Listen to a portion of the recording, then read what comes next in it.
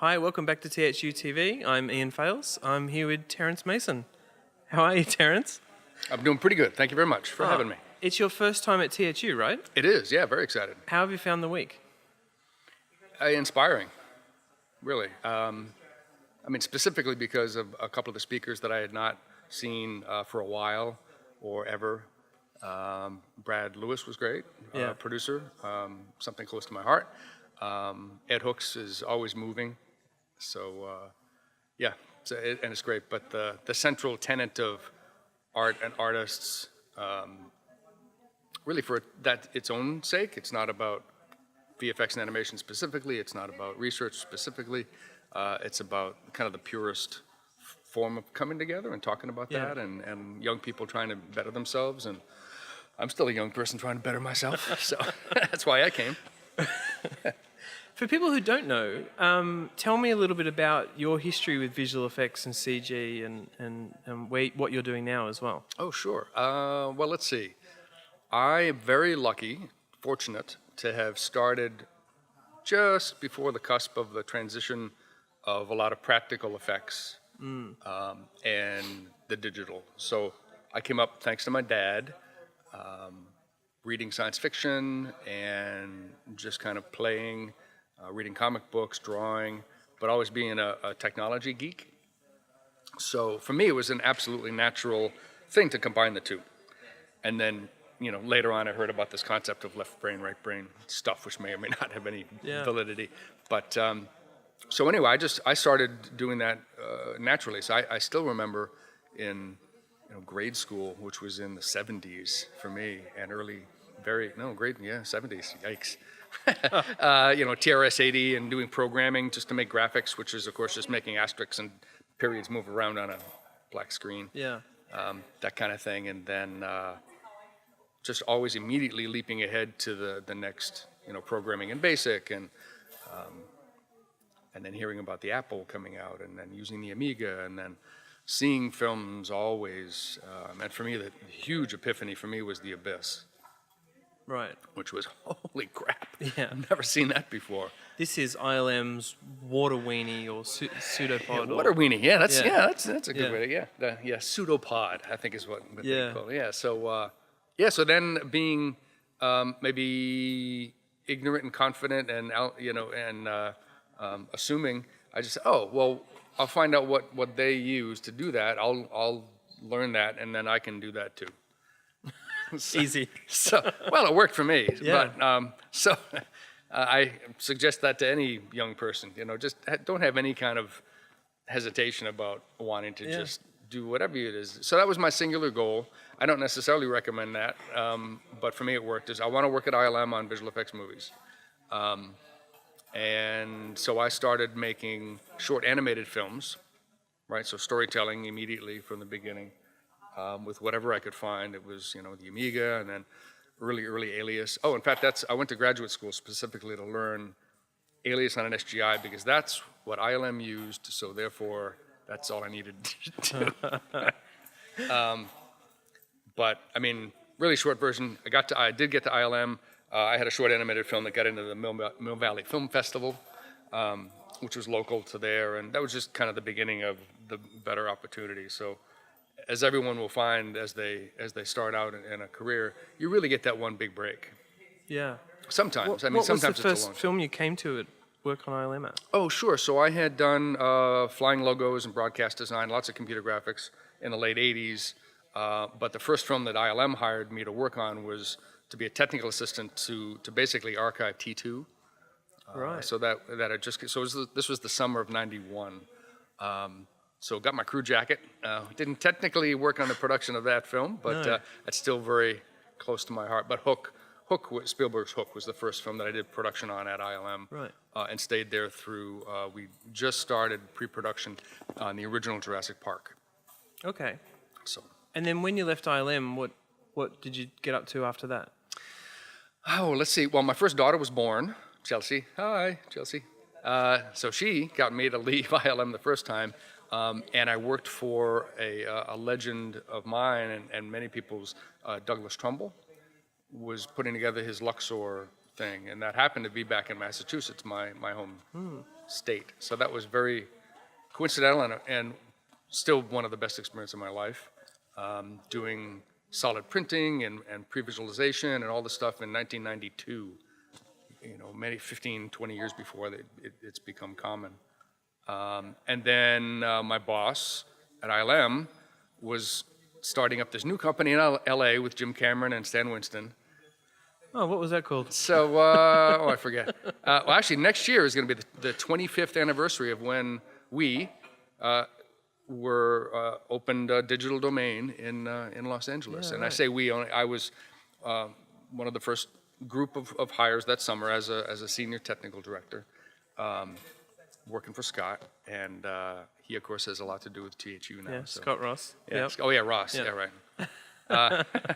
So I went back to went to DD.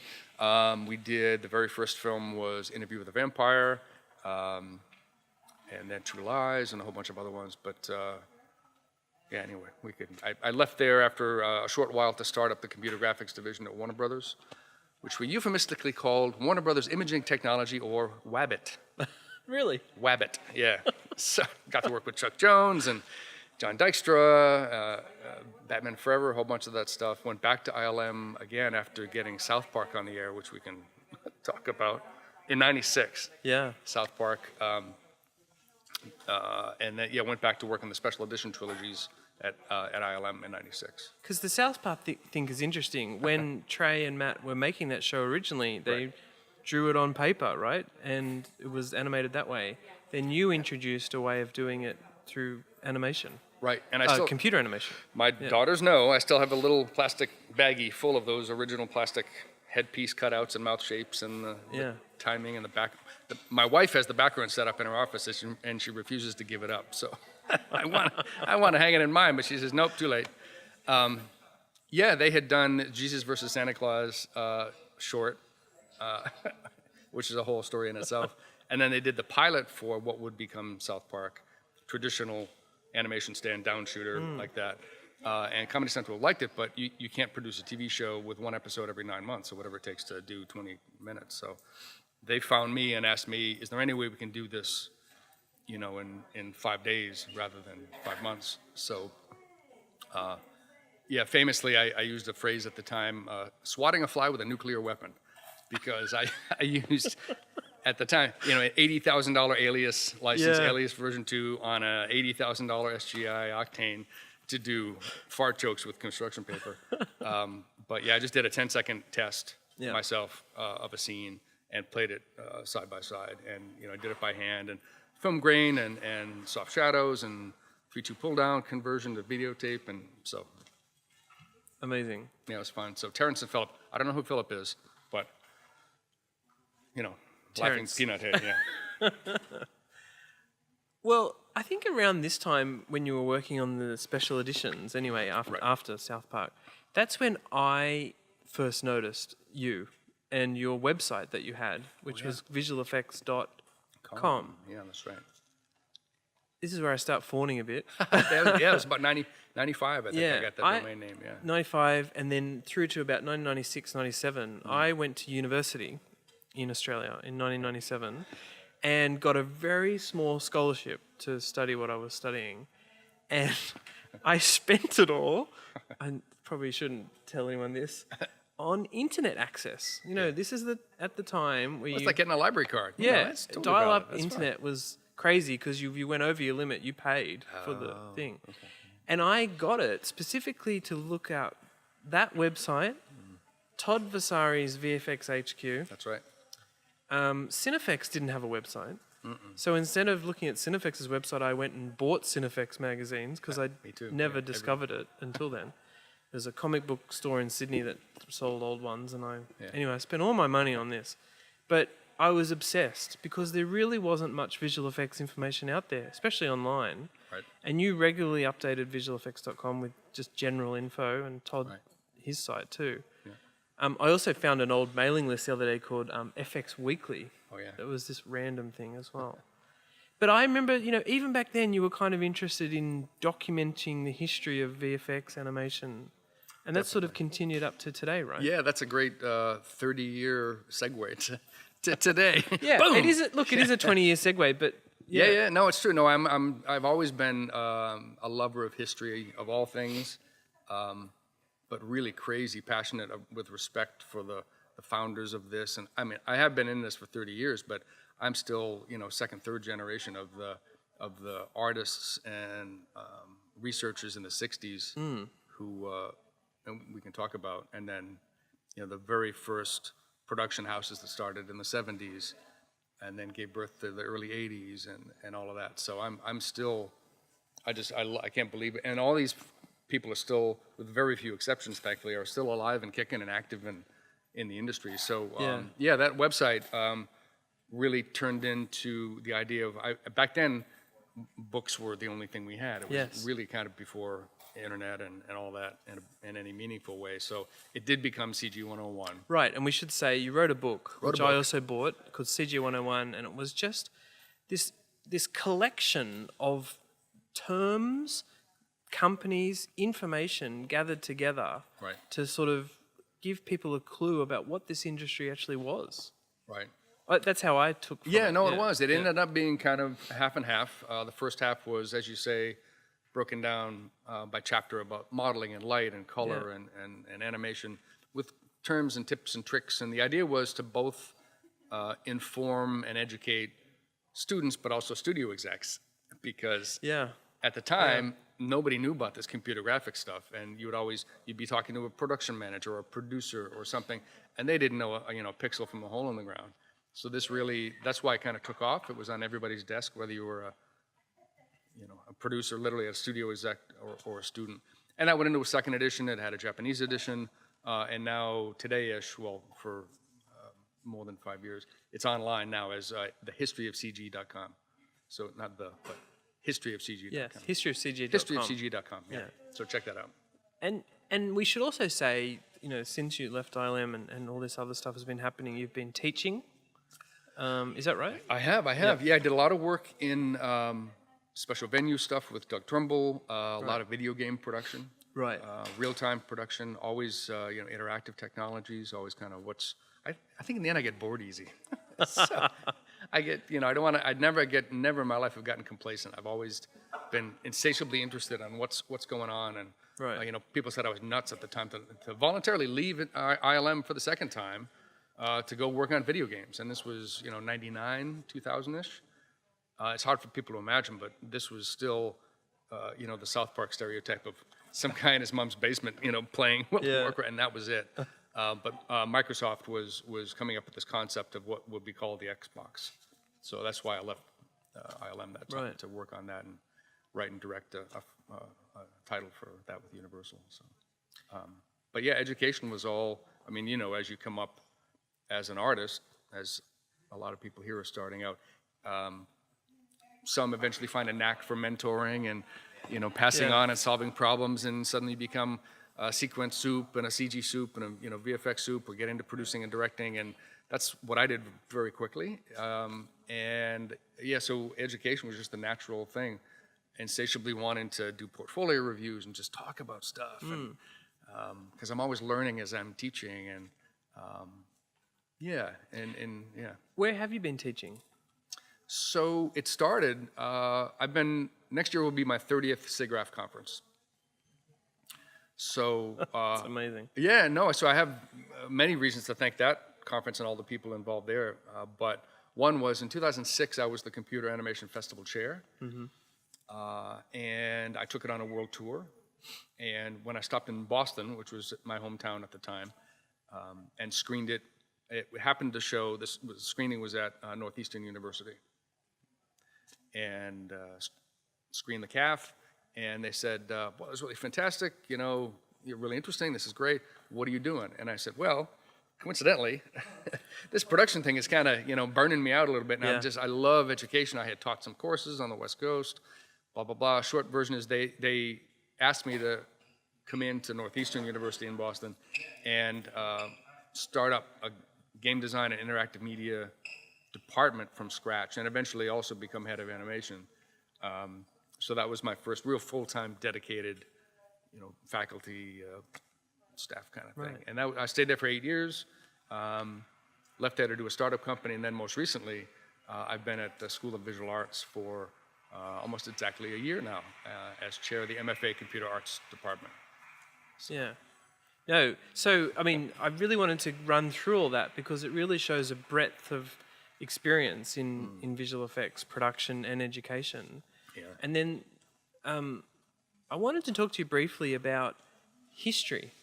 My experience recently has been doing a lot of writing a lot of retro VFX pieces, and my angle for that was that it felt like we're at this 20-year anniversary. People are getting nostalgic, digital aren't they? vision. They're getting nostalgic, Yeah. but they're also pining sometimes for a film as good as Jurassic Park or as good as Terminator 2. Yeah, or Close Encounters. Yeah, and Close Encounters. Yeah. Although that's 40 years old. E.T., I know. Yeah. I just saw those in the theater. Yeah. But I think what people have been noticing is, there's amazing work being done now, but then they say, well, how come the dinosaurs in Jurassic Park hold up so much and some more recent films maybe don't? And I wanted to just explore why some things worked back then that still work now or when you rewatch it. No, that's a great question. We can talk all day about this, right? Yeah. We've got 6 minutes left. I love this. Oh, jeez, man. Boy, 6 minutes. Well, specifically, let's just, in that case, so Jurassic Park, in my opinion, my informed opinion, it worked because the work in that film, a very small percentage of it was actually computer graphics. So only 65 shots, 45 shots? Maybe not even that. There's numbers all around, but the vast majority of that work was practical. Of course. Phil Tippett's work. And Stan Winston. You mean like the practical dinosaurs were Stan Winston creations? Right, yes, and then exactly, Phil Stan Tippett Winston. was coming on as sort of animation. Yeah, well, the stop-motion animators, because they had to hire traditional stop-motion animators to animate. They made this thing called the DID, the dinosaur input device or digital input device. So I think the reason why that was so successful is that it was the masters of their craft. Absolutely. Happened to be using a different tool. It's like, oh, I'll put this pencil down and I'll use a pen. It wasn't about computer graphics. And it was, solving things by the seat of their pants. Yeah. And having to be really crafty about how do you shoot the monster in the dark. And really, it's shot design as well as everything else, absolutely. isn't it? And it's very, like you say, there's not many shots, so everything counted. Right. But I also think as well as bringing on those traditional animators, there was a discovery of computer animation, and Steve Spaz Williams was part of that, and many of the other team there at ILM. Yeah. It's just that it's so interesting to me that it holds this place in everyone's heart, No, it's very true. And today, there's many problems with movie making today, and there have been a number of lectures here at THU, which I encourage everyone to watch on THU TV, that have talked about that. And one reason is what I warn my students away from on day one is just because you can do anything doesn't mean you should. The recent Aliens movies are just one of many, many examples. You can show this photorealistic wacky creature in full light and full frame because we can. And it's, guess what? It doesn't work, really. It's perhaps not as scary as when you could only show the front portion of it because a person was wearing the bodysuit. Our mind fills in those details, and our mind can scare ourselves much more than anything we could ever see. Yeah. So, what about the recording of the history of this stuff? You've been a big part of that at SIGGRAPH, and I had this epiphany in 1997 again, where I would just sit in the university library reading the proceedings of SIGGRAPH, not understanding a single word, but there's 40 years of history there to read, if not more. Oh, more now. Well, I'm glad you mentioned that because actually we have a history committee now with SIGGRAPH, and I'm trying to focus myself primarily because there's so many ways to focus on the 50th anniversary of our main conference, which is coming up in roughly 5 or 6 years, depending on how you count, and that's going to be huge. So the real seminal computer graphics conference of our industry is hitting 50. And thankfully, it's a big deal. Yeah. Again, most of all, people like Jim Blinn and Ed Catmull and all these people who helped found the ideas for the tools that became today are still around and active and working. And So that's what we're actively starting to think about this, because it's going to be a massive job. Yeah. The research, the papers, the art. And people love those masters, and they were. Yeah. But I think also people who have grown up just like really quickly getting into Maya or Max or, CG work, sometimes want to go back to basics and work out what worked back then and what things did they have to think about. Right. It's much easier now to jump on the box and do that work. But I like that history side of it because it is back to basics. Oh, absolutely. Do you feel like that? Yeah, no, I know. And I love to create a little bit of controversy by saying the computer's not a creative tool. I tell my students, step away from the computer, put the mouse down, and pick up a pencil and paper and think and draw and sketch and iterate and work things through and get up and act and film yourself and do all the stuff. And then use the computer to execute and to use in ways that only it can do that nothing else can.